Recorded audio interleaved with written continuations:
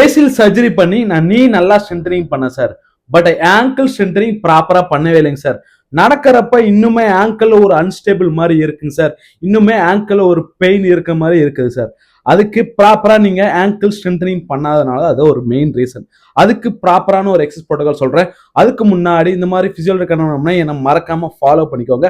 First என்ன பாத்தீங்கன்னா, நீங்க ஒரு வால் சப்போர்ட் வந்துட்டு நல்லா நீங்க டோ ரைசஸ் பண்ணணும். ஓகேங்களா? அது ஒரு 3 செட்ஸ் ஒரு 10 to 12 reps தாராளமா பண்ணலாம். ரெண்டாவது எக்ஸசைஸ் பாத்தீங்கன்னா, அதே மாதிரி வால் சப்போர்ட்ல நீங்க காஃப் ரைசஸ் பண்ணணும்.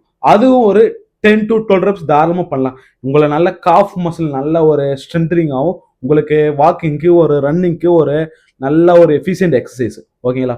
மூணாவது எக்ஸசைஸ் என்ன பாத்தீங்கன்னா, நீங்க அதே மாதிரி நீங்க வாக்கிங்ல தம்பிள்ஸோட டோ ரைசஸ் வாக்கிங் பண்ணணும். அதே மாதிரி நீங்க அதே வாக்கிங்ல நீங்க காஃப் ரைசஸ் வாக்கிங் பண்ணணும்.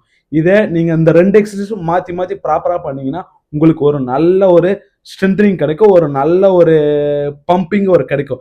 இந்த ரெண்டு எக்ஸசைஸுமே ஒரு 3 செட்ஸ் ஒரு 10 to 12 reps தாராளமா பண்ணலாம். இல்லைன்னா ஒரு 15 to 100 meters நீங்க வாக்கிங் பண்ணிட்டு வரலாம். ஓகேங்களா?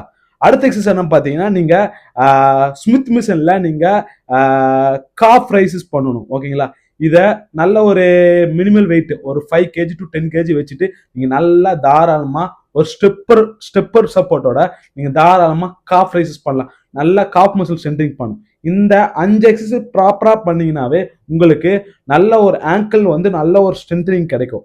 அதுக்கப்புறம் ப்ராப்பரா உங்களுக்கு ஒரு ரீகேப்ல ரிட்டர்ன் டு ஸ்போர்ட்ஸ் போறதுக்கு ஒரு நல்ல ஒரு யூஸ்ஃபுல்லா இருக்கும்.